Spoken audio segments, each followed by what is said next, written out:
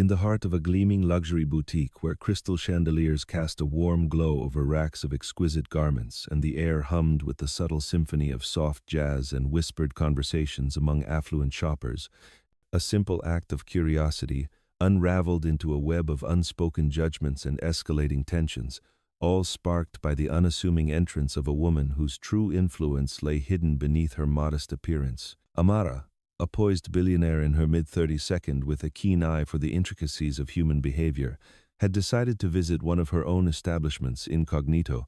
her casual gray hoodie and faded jeans chosen deliberately to blend into the everyday crowd, concealing her status as the visionary owner who had built the chain from a single storefront into a global empire through strategic investments and unwavering dedication to quality. She stepped through the polished glass doors with a quiet confidence, her mocha skin and neatly tied bun drawing no immediate fanfare,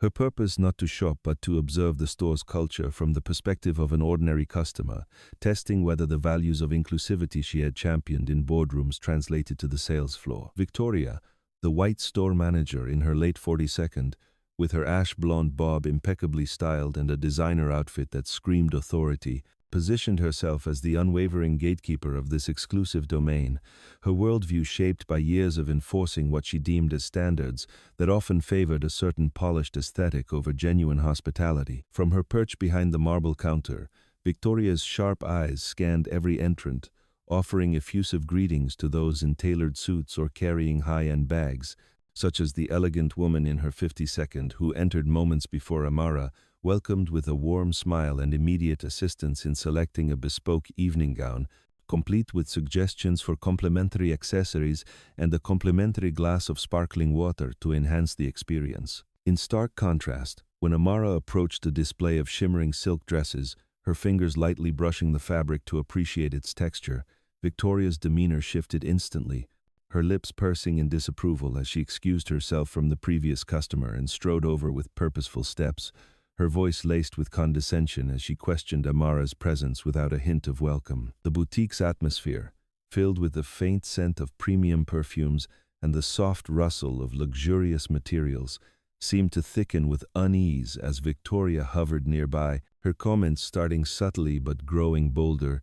remarking on how certain items required careful handling to avoid damage, implying that Amara's touch might somehow tarnish the merchandise, her tone dripping with assumptions about affordability and intent. Bradley, the assistant manager, a lanky man in his early 42nd with slicked-back hair and a perpetual air of superiority, caught wind of the interaction and joined in from afar, exchanging knowing glances with Victoria that fueled the subtle exclusion, while other staff members, like the young associate Sasha with her curly hair tied back and a name tag pinned neatly, observed with a mix of discomfort and hesitation, their training conflicting with the unspoken hierarchy that discouraged challenging the manager's lead. Customers whispered among themselves, some in yoga attire pausing their browsing to cast sidelong glances, murmuring about whether Amara seemed out of place or perhaps lost, their judgments adding layers to the invisible barriers being erected.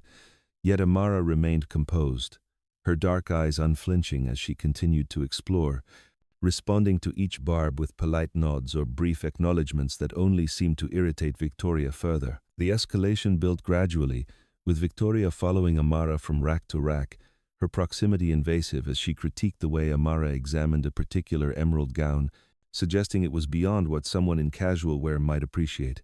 Her words veiled but pointed, drawing more attention from onlookers who now paused their own shopping to watch the unfolding dynamic. Sasha, torn by her conscience, busied herself with folding scarves nearby but couldn't ignore the growing unfairness, her internal debate raging as she recalled company policies on equal service that were evidently being overlooked. A teenage customer with lavender highlights, capturing snippets on her phone discreetly, felt a stir of solidarity, her device recording the subtle shifts in tone and posture that painted a clear picture of disparity. As Amara reached for another item, Victoria's patience frayed, her voice rising slightly to warn about potential mishandling, the comment laced with implications that Amara didn't belong in such a refined setting, prompting a few chuckles from nearby patrons who aligned with the manager's perspective. Undeterred, Amara's silence spoke volumes, her steady gaze meeting Victoria's with a quiet intensity that began to unsettle the manager. who now demanded to know Amara's intentions more aggressively, questioning if she was there to actually purchase or merely browse without means. The tension peaked when Amara gently lifted the emerald dress to inspect its tag, Victoria's hand darting out in a swift motion to knock it away. The physical contact, a shocking breach that silenced the room, the slap against the fabric echoing like a statement of exclusion, Amara's expression remaining unchanged as gasps rippled through the space, the boutique's elegance shattered by the overt display of bias. Witnesses froze, the security guards shifting uncomfortably near the entrance, their radios silent as they awaited cues, while Bradley smirked from afar, assuming the matter resolved in their favor, unaware that this act had crossed an irreversible line. Amara's hand lingered in the air for a moment, her composure a shield against the humiliation, her mind cataloging every detail for what was to come, the mask of exclusivity finally cracking under the weight of its own hypocrisy, setting the stage for revelations that would dismantle the illusions held within those walls. The boutique, once a symbol of aspirational luxury, now felt confined by its own pretensions. Amara's presence, a mirror reflecting the flaws in the system she had created, her undercover assessment yielding painful but necessary truths about the human elements that could undermine even the most successful ventures. As the immediate shock lingered, conversations hushed to whispers, phones emerged to capture the aftermath, the incident poised to escape the confines of the store and ignite broader discussions. Amara's quiet dignity, a counterpoint to the chaos she had unwittingly provoked through her mere existence in that space. The guards approached tentatively, their instructions unclear in the face of such an unexpected escalation, while Victoria's satisfaction mingled with a flicker of doubt, her authority momentarily affirmed yet fragile. Sasha's regret deepened, her position as an observer no longer tenable, the scene a catalyst for internal shifts among the staff. Customers exchanged uneasy glances, some rethinking their loyalty to a place that tolerated such behavior, the ripple effects beginning to form even before the full storm unfolded. Amara's strategic silence continued, her observations complete, the physical overreach a final confirmation of the cultural issues plaguing her enterprise, her departure imminent but impactful. The boutique's ambiance, disrupted irreparably, hung in suspense, the exclusivity once prized now exposed as a veneer for deeper divisions. Amara's experience a poignant reminder of the work still needed to align vision with reality. As the moment stretched, the weight of unspoken hierarchies pressed down, Amara's resilience a beacon amid the discomfort, the chapter of masked exclusivity drawing to a close with the promise of unmasking to follow. The narrative pulsed with the undercurrents of societal reflections, each interaction a layer peeled back, revealing the human cost of unchecked assumptions in spaces meant for all. As the boutique's polished doors swung shut behind Amara, leaving the sting of the slap lingering on her cheek like an unwelcome echo, the world outside erupted into a digital maelstrom that transformed a private moment of injustice into a public spectacle of outrage and scrutiny, with smartphones capturing the raw footage that spread like wildfire across social platforms, igniting debates and drawing millions into the fray within mere hours. Amara walked steadily down the bustling sidewalk, her casual hoodie now a symbol in the eyes of passers-by who glanced twice as notifications buzzed on their devices, her mind not on the physical discomfort but on the calculated steps ahead, pulling out her phone to send a discreet message to her inner circle, activating a network of trusted allies who sprang into action from afar. The video, shaky but clear, uploaded by the teenage customer with lavender highlights who had witnessed the escalation, exploded online with captions decrying the blatant overreach, hashtags trending globally as users shared and reshared, comments flooding in from diverse voices expressing solidarity and calling for accountability, the clip amassing views that climbed into the hundreds of thousands before Amara even reached the end of the block. Back at the boutique, Victoria wiped her hand as if shaking off dust, her smirk returning as she dismissed the incident to Bradley with a casual wave, insisting it was just another day of maintaining order. But whispers among the staff began to circulate as Sasha discreetly checked her feed, her face paling at the sight of the footage already going viral, the boutique's name tagged in posts that questioned its welcoming facade. Online, influencers with large followings amplified the story, one fashion blogger with millions of subscribers reposting the clip with analysis on the implications for luxury retail, sparking threads where users debated the role of appearance in service, while news outlets picked up the buzz, dispatching reporters to the scene where a growing crowd of curious onlookers gathered. phones aloft to capture any developments. Amara, now in a quiet cafe a few streets away, sipped water calmly as her device lit up with alerts from her team. Her strategic silence, a deliberate choice to let the narrative unfold organically,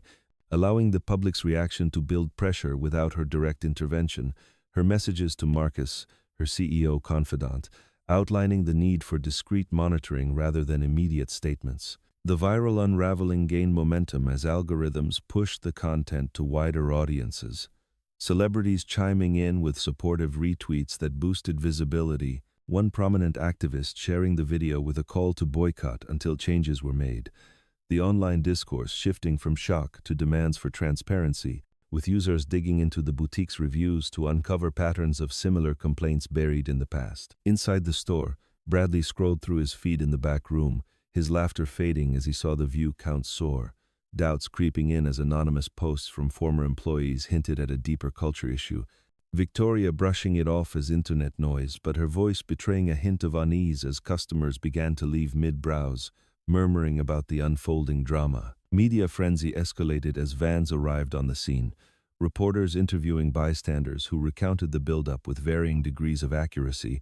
the story making its way to evening news teasers that framed it as a potential scandal in high-end shopping, prompting calls from concerned partners to Amara's office, her PR team fielding inquiries with measured responses that neither confirmed nor denied, buying time for internal assessments. Amara's post-slap composure extended to her walk, where she paused to respond to a young admirer who recognized her from a business profile, offering quiet encouragement that fueled further shares, her network activating with precision as legal advisors reviewed the footage remotely, noting potential avenues for addressing the overreach without escalating publicly yet. The boutique's panic deepened as online sleuths connected dots, unearthing old articles about Amara's rise that contrasted with her appearance in the video, speculation mounting about her identity as comments theorized she might be more than she seemed,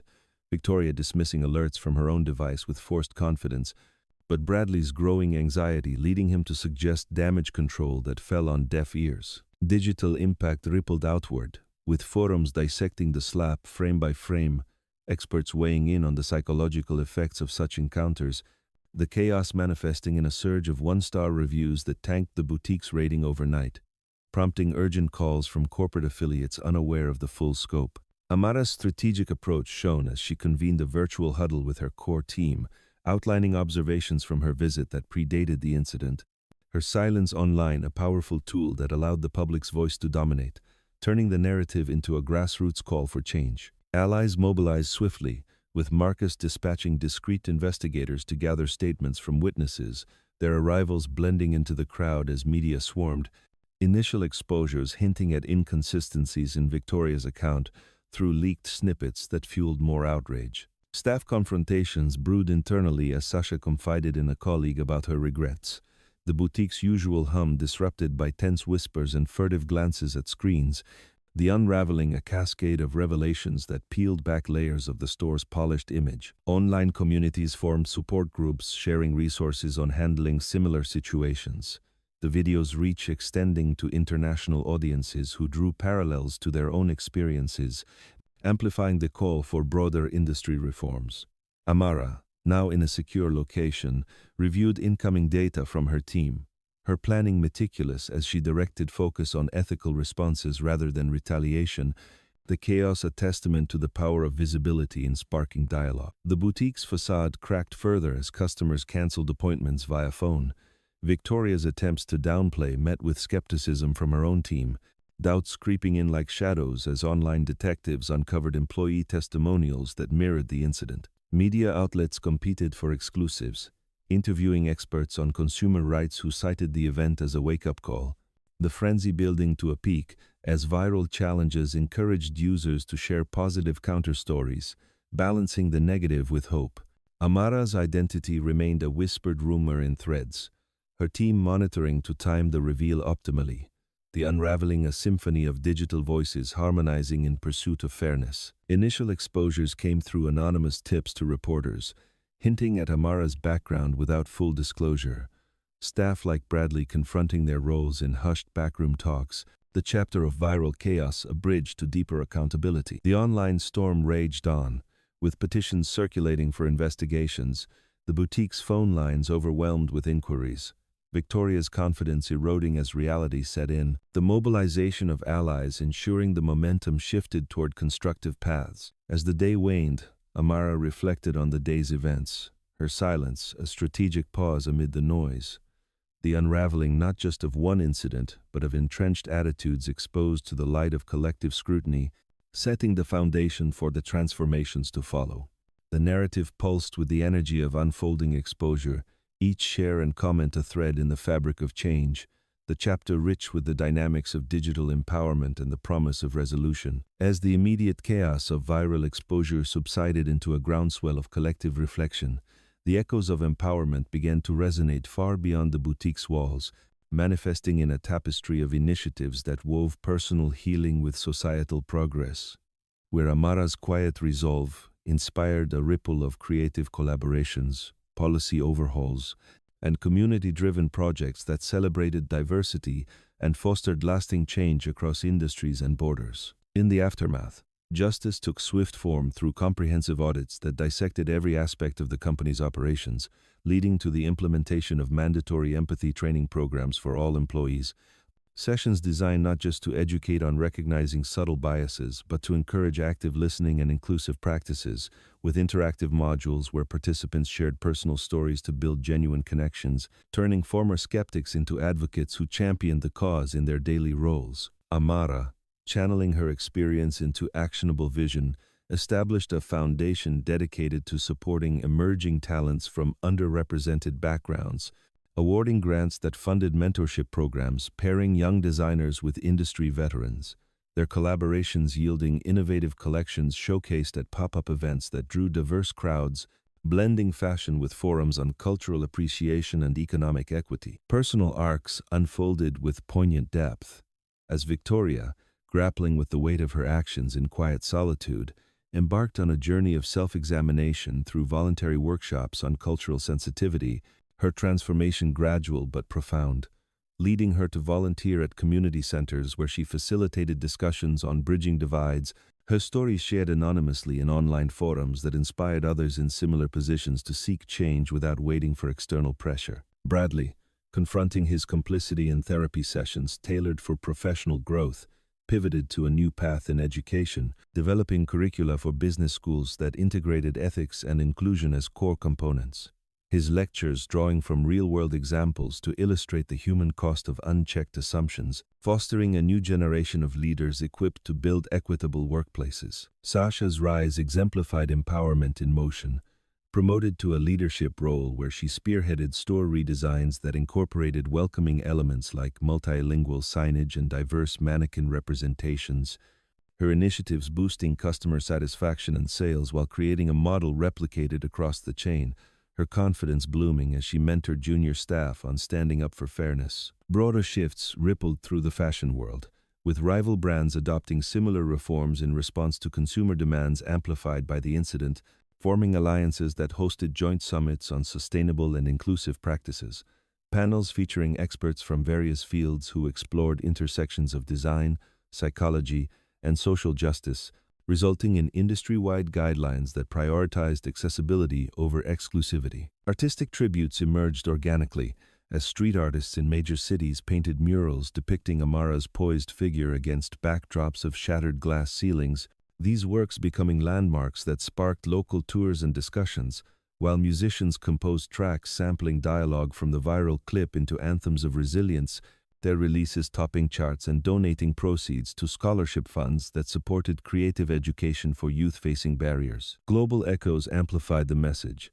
with international chapters of the foundation launching in regions where similar challenges persisted, adapting the model to local contexts through virtual exchanges that connected artisans across continents,